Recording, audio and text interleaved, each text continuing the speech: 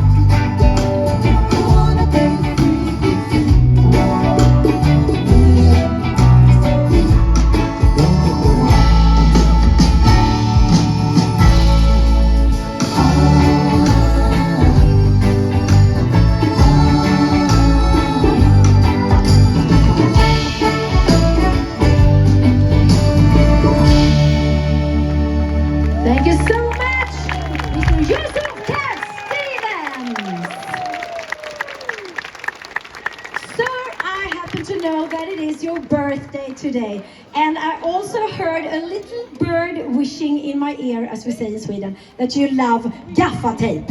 So here you have, eat it, but be careful because it's not so good for the stomach. But I think that we should all do a hip hip hurrah for Mr. Yusuf. Han lever! Hip hip! Hurra! Hurra! Hurra! Hurra! Congratulations! Sing out one more song from the wild animals to wild world.